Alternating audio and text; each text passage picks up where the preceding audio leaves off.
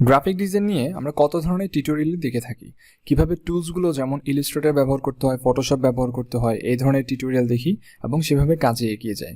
কিন্তু আমরা কি কখনো ভেবে দেখেছি যে এই টুলগুলোর যে ব্যবহার তা কি করে হয়ে থাকে, কোন মেথড ফলো করে আমরা টুলসগুলো ইউজ করব। আমরা যেমন ইংলিশ শেখার জন্য ছোটবেলা থেকে গ্রামার শিখি, ঠিকই গ্রাফিক ডিজাইনেরও এমন কিছু গ্রামার্স রয়েছে যেগুলোকে আমরা গ্রাফিক ডিজাইনের প্রিন্সিপালস বলে থাকি। তো আজকে আমরা জানবো গ্রাফিক ডিজাইনের এই প্রিন্সিপালসগুলো নিয়ে, যেগুলো আমাদের যে কোনো ডিজাইনের প্রজেক্টেই বেসিক হিসেবে কাজে দিবে।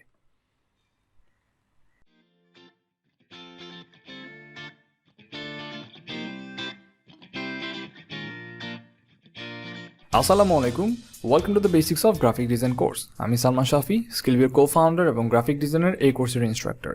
বিগত লেসন আমরা জেনেছিলাম গ্রাফিক ডিজাইনের কয়েকজন গুণী ব্যক্তি এবং তাদের কাজ নিয়ে এবং গ্রাফিক ডিজাইনের কিছু সেক্টর নিয়ে।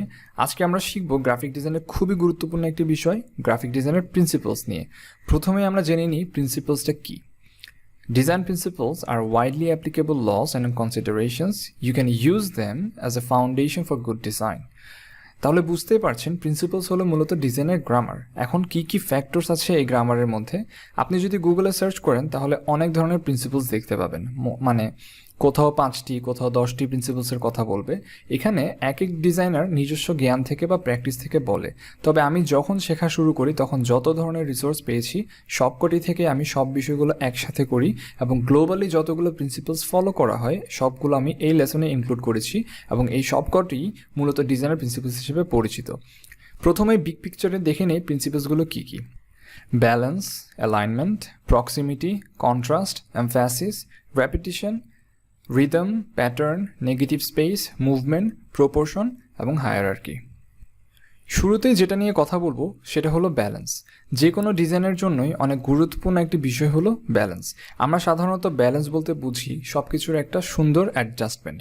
তবে একটু যদি গ্রাফিক ডিজাইনের ভাষায় বলতে যাই তাহলে ব্যালেন্স হচ্ছে কোনো ডিজাইনের এলিমেন্টগুলোর সঠিক ওয়েট বা ওজন ডিস্ট্রিবিউট করে প্লেসমেন্ট করা। এর মাধ্যমে যা হয় আপনার ডিজাইনের একটি স্ট্রাকচার পায় এবং সাথে স্থায়িত্ব বজায় থাকে। ব্যালেন্স কিন্তু আবার দু ধরনের, সিমেট্রিক্যাল বা প্রতিসাম্য এবং অ্যাসিমেট্রিক্যাল বা অপ্রতিসাম্য। নাম দেখেই তাহলে ধারণা করা যাচ্ছে সিমেট্রিক্যাল ব্যালেন্সে যতগুলো এলিমেন্ট থাকবে তার সব সেম ডাইমেনশনে থাকবে এবং স্ট্রাকচারটা খুবই ব্যালেন্স থাকবে। আর অ্যাসিমেট্রিক্যাল ব্যালেন্সের ক্ষেত্রে এলিমেন্টগুলো কিন্তু সব একই ধরনের ডাইমেনশনে থাকা লাগে না। ভিন্ন ভিন্ন ডাইমেনশনের এলিমেন্ট থাকা সত্ত্বেও যখন পুরো ডিজাইনটি একটি সেন্স পায় সেটাই হলো অ্যাসিমেট্রিক্যাল ব্যালেন্স। এখানে বাম পাশে আমরা দেখতে পাচ্ছি ইনস্টাগ্রামের ফিডের লেআউট। এই লেআউটটি কিন্তু সিমেট্রিক্যাল ব্যালেন্সে আছে। আর পাশের ডিজাইনটিতে আমরা দেখতে পাই এলিমেন্টগুলো কিন্তু সব সেম না, সেমভাবে স্ট্রাকচার করাও না, কিন্তু ভিজুয়ালি একটা ব্যালেন্সের সেন্স রাখে যদি লক্ষ্য করে থাকি। এটাই হলো অ্যাসিমেট্রিক্যাল ব্যালেন্স। আমাদের পরবর্তী যে প্রিন্সিপালটি সেটি হলো অ্যালাইনমেন্ট এবং ব্যালেন্সের মধ্যে আমরা কিন্তু মিলিয়ে ফেলি অনেক সময়, কিন্তু দুটো ভিন্ন জিনিস। অ্যালাইনমেন্ট হলো আপনি এক ডিজাইনের এলিমেন্টগুলো কিভাবে অ্যারেঞ্জ বা বিন্যাস করছেন তা। সাধারণত মানুষ যে কোনো কিছু ন্যাচারালি যেভাবে স্ক্যান করে এক দেখাতেই, সেই স্ক্যান করাটাই অ্যালাইনমেন্ট দ্বারা হয়। সো ব্যালেন্স হচ্ছে অ্যাডজাস্ট করানো আর অ্যালাইনমেন্ট হচ্ছে অ্যারেঞ্জ করানো। পার্থক্যটা নিশ্চয়ই বুঝতে পারলাম। ওকে, অলরাইট। অ্যালাইনমেন্ট আবার 3 ধরনের, লেফট অ্যালাইনমেন্ট, মিডল অ্যালাইনমেন্ট এবং রাইট অ্যালাইনমেন্ট। এখানে যে পোস্টারটি আমরা দেখতে পাচ্ছি এটি মিডল অ্যালাইনমেন্ট করা এবং এই দুটোর মাঝে বাম পাশের পোস্টারটি টাইপ লেফট এবং ডান পাশেরটি রাইট অ্যালাইন করা আছে। এরপর যে প্রিন্সিপাল আসে সেটি হলো প্রক্সিমিটি বা বাংলায় যাকে নৈকট্য বলে। তাহলে বোঝাই যাচ্ছে কোনো ডিজাইনের এলিমেন্টগুলো যখন নিকটে থেকে একটি ফোকাল পয়েন্ট বজায় রাখে এবং এলিমেন্টগুলো একটার সাথে ভিজুয়ালি কানেক্টেড থাকে, ভিজুয়ালি কানেক্টেড থাকে, সেটাই হলো প্রক্সিমিটি। কেন বললাম ভিজুয়ালি কানেক্টেড থাকে? কারণ এই ক্ষেত্রে আপনার এলিমেন্টগুলো একেবারে একসাথে না থাকলেও যখন চোখে পড়বে তখন মনে হবে ডিজাইনটি একটা কানেকশন রেখেছে। যেমন এখানে এই দুটোর মধ্যে কোনটি বেশি ভালো লাগছে দেখতে? বাম পাশেরটা, তাই না? কারণ কি, এই ডিজাইনের ক্ষেত্রে এলিমেন্টগুলো সব মনে হচ্ছে সুন্দরভাবে সাজানো আছে, যেটা ডান পাশেরটাই প্রেজেন্ট না, আর এটা হয়েছে এই প্রক্সিমিটির কারণে। তৃতীয় যে প্রিন্সিপালটি সেটি হলো কন্ট্রাস্ট বলতে আমরা সাধারণত বুঝি কোনো এলিমেন্টের বিশেষ করে কালারের তারতম্য। হাই কন্ট্রাস্ট, লো কন্ট্রাস্ট, এই টার্মগুলো আমরা কম বেশি সবাই পরিচিত বিভিন্ন ফটোশপ অ্যাপের মাধ্যমে। কন্ট্রাস্ট আপনার ডিজাইনের যে মূল পয়েন্ট আছে সেটাকে হাইলাইট করে। কন্ট্রাস্ট যদি রিচ না হয় তাহলে আপনার ডিজাইনটি এক কথায় খ্যাত লাগবে। যেমন আমি একটি সেম টাইপের পোস্টার দুইভাবে ডিজাইন করলাম। বাম পাশেরটা যে কালার ইউজ করেছি সেটার কন্ট্রাস্ট হাই রাখা হয়েছে, আর ডান পাশেরটা যে কালার ইউজ করেছি সেটা লোর কন্ট্রাস্টে রাখা হয়েছে। পার্থক্যটা লক্ষ্য করলে কিন্তু বোঝা যাবে। এখানে আরও একটি এক্সাম্পল দেখাই। আমি সেম টাইপের পোস্টার দুইভাবে ডিজাইন করলাম। বাম পাশেরটা যে কালার ইউজ করেছি সেটার কন্ট্রাস্ট লো রাখা হয়েছে, আর ডান পাশেরটা যে কালার ইউজ করেছি সেটা হাই কন্ট্রাস্টে রাখা হয়েছে। কালারের মধ্যে ব্যবধান এনে এখানেও পার্থক্য তো বুঝতে পারছেন নিশ্চয়ই। এরপরের যে প্রিন্সিপালটি সেটি হলো এমফ্যাসিস। এর মানে হলো ডিজাইনের একটা নির্দিষ্ট জায়গায় কোনো এলিমেন্টকে অ্যাটেনশন দেয়া, যেটা অনেকভাবে হতে পারে। সাইজ, কালার, প্লেসমেন্ট, বিভিন্নভাবেই এমফ্যাসিসকে কাজে লাগানো যেতে পারে। কেন করা হয় এটা? যাতে আপনার ডিজাইনের মূল যে মেসেজটি আপনি দিচ্ছেন সেটি প্রাধান্য পায়। যেমন এই ডিজাইনের ক্ষেত্রে কোন পয়েন্টে আমি অ্যাটেনশন দিয়ে ট্রাই করলাম, মাঝের পাওয়ার পয়েন্ট লেখাটিতে। এখানে কালারটি আমি বাকি কালার থেকে আলাদা রাখলাম এক্সট্রা অ্যাটেনশন দেওয়ার জন্য, যাতে করে ইউজাররা বুঝতে পারে আমি পাওয়ার পয়েন্ট রিলেটেড কিছু মেসেজ দিচ্ছি। এবার আসি রিপিটিশনে। সিম্পলি রিপিটিশন হচ্ছে এলিমেন্টের বারবার রিপিট করে একটা ধারাবাহিকতা ধরে রাখা।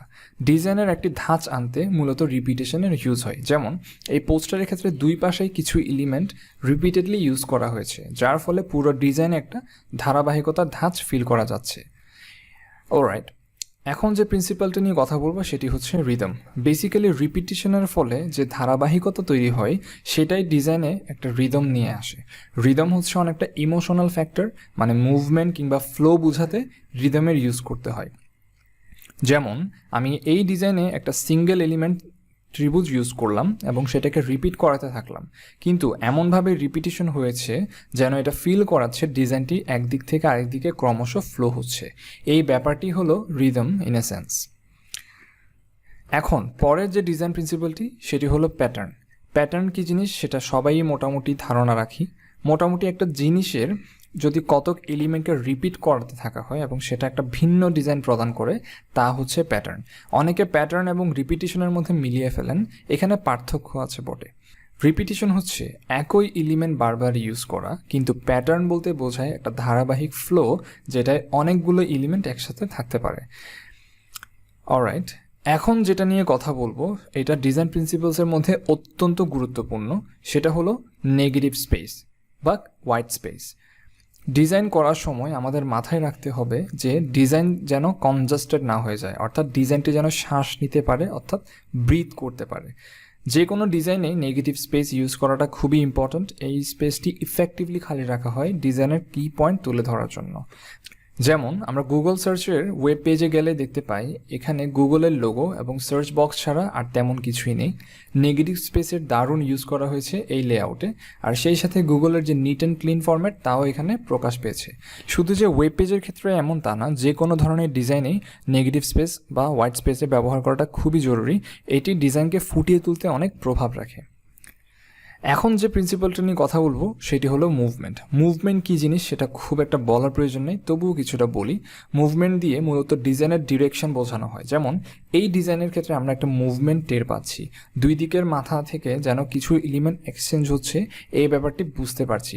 এটাই মুভমেন্টের ইউজেস বলা যেতে পারে। তাছাড়া এই ডিজাইনে কিন্তু প্রিন্সিপালসের ব্যবহার আছে যদি আমরা লক্ষ্য করি। এখানে একই এলিমেন্ট দুই পাশে ইউজ করা হয়েছে, যেটা রিপিটিশন। আবার কয়েক ধরনের এলিমেন্ট একই মুভমেন্টের কারণে একটা রিদম পাওয়া যাচ্ছে এবং সেই সাথে এটা একটা প্যাটার্ন তৈরি করেছে। আবার দুপাশেই সেম ব্যালেন্স রাখা হয়েছে এবং পুরো ডিজাইনটি মিডল অ্যালাইনমেন্ট করা হয়েছে। তাহলে এক ডিজাইনের মধ্যে আমরা কিন্তু বেশ কয়েকটি প্রিন্সিপালসের প্রপার ইউজ দেখতে পাচ্ছি। এভাবেই আসলে যে কোনো সুন্দর ডিজাইনের আউটকাম পাওয়া যায় যদি গ্রামার মেনটেন করে ডিজাইন করা হয়। আমাদের পরবর্তী যে প্রিন্সিপালটি সেটি হলো প্রপোর্শন। প্রপোর্শন বলতে মূলত কোনো এলিমেন্টের সাইজকে বোঝানো হয়, অর্থাৎ আপনার ডিজাইনের কোন এলিমেন্টটি বেশি ইম্পর্টেন্স দিতে চাচ্ছেন, কোনটিতে একটু কম, সেটা সাইজের মাধ্যমে বোঝানো হচ্ছে প্রপোর্শন। এই ছবিটিতে টেনিস বলগুলো সাইজের মাধ্যমে তাদের প্রপোর্শন বোঝানো হচ্ছে। ডিজাইনের ক্ষেত্রেও এমনভাবে গুরুত্বপূর্ণ কোনো এলিমেন্টকে প্রপোর্শনের মাধ্যমে ফুটে তোলা হয়। যেমন এই ডিজাইনের ক্ষেত্রে কোন এলিমেন্টের প্রপোর্শন হাই করা হয়েছে, নাম্বার 3 টেক্সটের। এরপর সিরিয়ালি প্রপোর্শন লো করা হয়েছে হেড টার্মটির এবং বডি টেক্সটির, কারণ এখানে উদ্দেশ্য ছিল সিরিয়াল নাম্বারটা আগে বোঝানো, এরপর বাকি এলিমেন্টগুলো। এখন সর্বশেষ যে প্রিন্সিপালটি আমাদের রয়েছে সেটি হচ্ছে সব প্রিন্সিপালের ইন এ নাটশেল ফ্যাক্টর, এবং সেটা হলো হায়ারার্কি। হায়ারার্কি বলতে বোঝায় এলিমেন্টের স্তরগুলো, অর্থাৎ কোনো ডিজাইনের কোন এলিমেন্টের পর কোন এলিমেন্ট প্রাধান্য পাবে এবং কোন এলিমেন্টটি আগে দেখানো হবে, কোনটি পরে দেখানো হবে, এই স্টেপগুলো বা স্তরগুলো মেনটেন করানো হলো হায়ারার্কি। এই ক্ষেত্রে সবচেয়ে ভালোভাবে যেটা বোঝানো যায় সেটা হলো কোনো ডিজাইনের টাইটেল, হেডিংস, বডি এগুলোর ধাপ মেনটেন করা।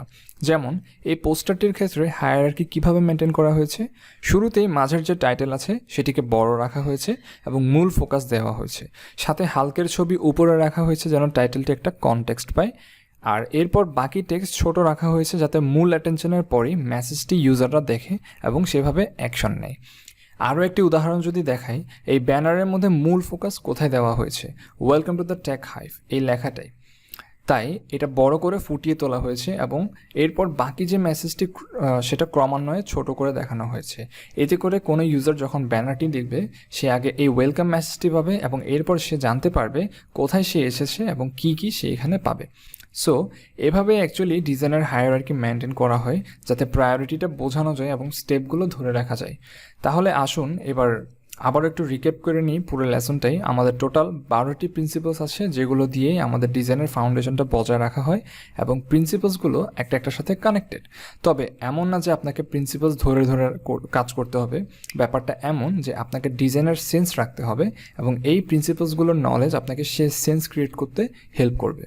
আশা করি আপনারা ডিজাইনের যে প্রিন্সিপালস আছে সেগুলো সম্পর্কে একটা ব্রিফ আইডিয়া পেয়েছেন এবং এই নলেজ আপনাদের পরবর্তী ডিজাইনের কাজে অনেকটুকু বেনিফিট দিবে। পরের লেসন আমরা জানবো ডিজাইনের গাইডলাইন্স এবং রুলস নিয়ে, যেগুলো একজন ডিজাইনারের জন্য জানা ম্যান্ডেটরি। ডিজাইন রিলেটেড কোনো প্রশ্ন থাকে কমেন্ট সেকশনে জানিয়ে দিন আমাদের, আর আমাদের এই কোর্সের সাথে কানেক্ট থাকতে সাবস্ক্রাইব করে ফেলুন আমাদের ইউটিউব চ্যানেলে।